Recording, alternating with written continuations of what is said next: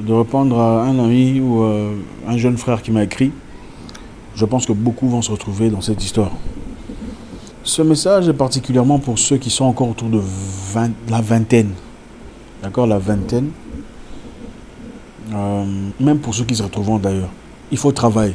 Quand vous avez encore 20 ans, vous êtes autour de 20 ans, c'est ça le moment de prendre des risques. C'est en ce moment-là que vous prenez des vrais risques. Un risque de voyager, aller loin de la famille. Parce que bon, autour de 20 ans, vous n'avez certainement pas encore de responsabilités énormes, telles qu'une épouse ou des enfants. Bon, je sais que beaucoup ont des enfants aujourd'hui très tôt, mais autour de 20 ans, vous n'avez pas encore de responsabilités.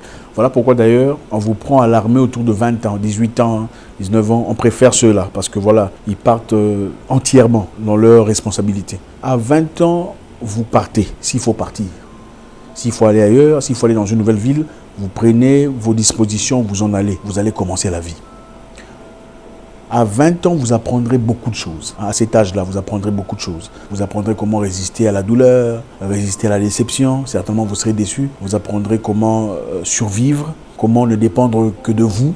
À 20 ans, vous avez cette possibilité, sans nécessairement vous inquiéter. J'ai laissé une femme, j'ai laissé des enfants et tout le reste. Même ceux qui ont des enfants à 20 ans, c'est là qu'il faut prendre des risques. Deuxièmement, il faut travailler.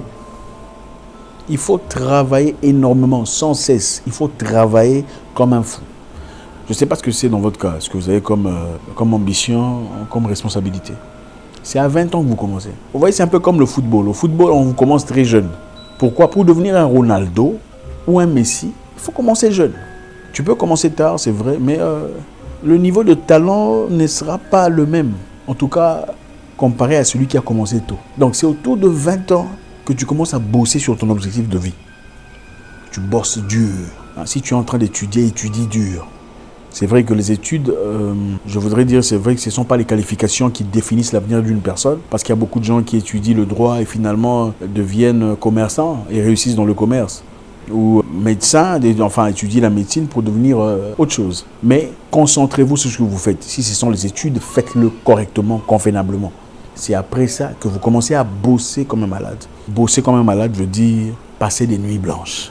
Des nuits blanches à étudier, des nuits blanches à bosser, des nuits blanches à... Je vous donne un exemple. Vous savez, moi, plus jeune, je n'ai jamais été boxeur en amateur. C'est-à-dire, pour devenir boxeur professionnel, il faut d'abord faire une formation amateur. Il faut être amateur pendant au moins plusieurs combats. Vous verrez beaucoup d'amateurs en 50, 60, 100 combats avant de devenir professionnel. Et après ça, ce n'est qu'après ça, après avoir fait 50, 60, 90 combats qu'ils deviennent professionnels.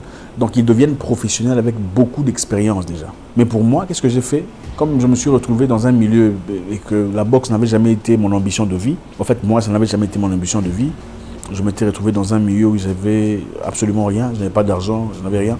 Je ferai très vite pour éviter d'être trop lent.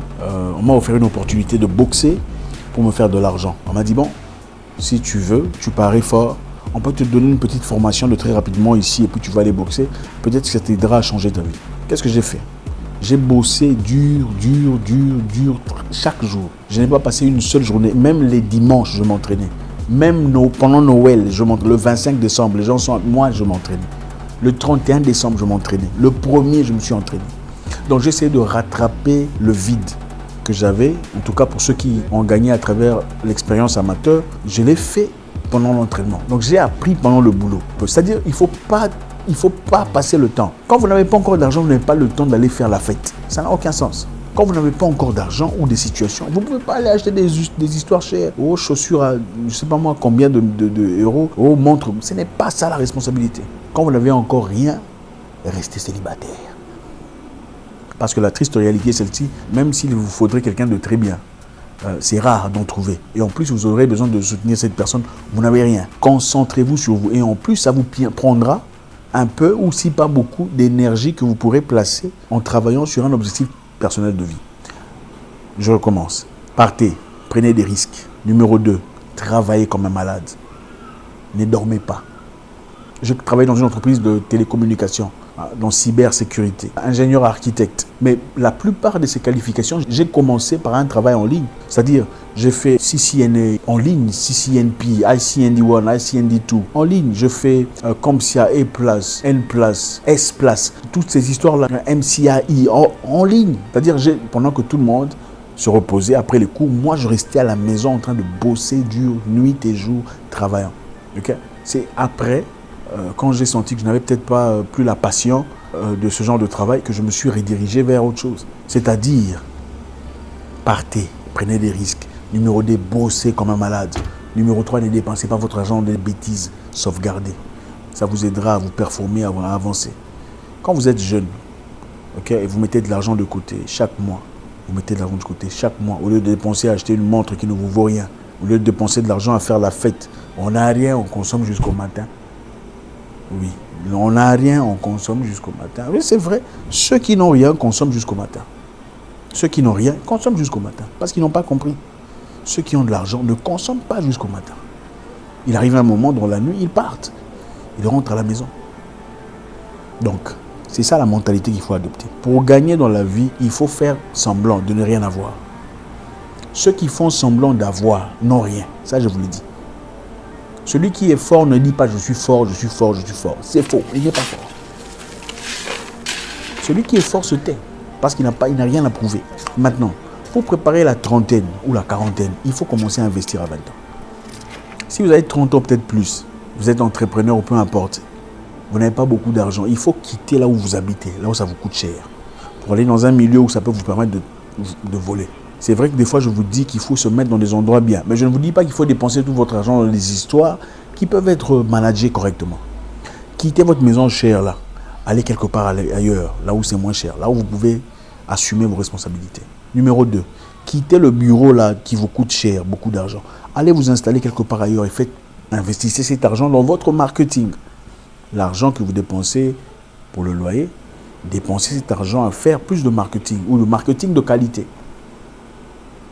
Okay? Je ne ferai pas trop de tralala.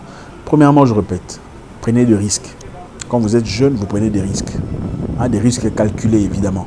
Vous prenez des risques qui vous permettent d'évoluer, qui vous permettent d'apprendre, voyager. Faites des erreurs, ce n'est pas grave. Okay? On n'a jamais dit qu'on peut vivre une vie sans erreur. Elle ne vaudrait d'ailleurs pas grand-chose. Vivre une vie sans erreur n'a pas de grande valeur. Faites vos erreurs. Les erreurs calculables, managez-les. Deuxièmement, bossez comme un malade. Travaillez chaque jour. Apprenez chaque jour quelque chose de nouveau. Si c'est un talent, essayez de peaufiner votre talent. Si vous êtes dans la photographie ou l'informatique, le design, apprenez à améliorer.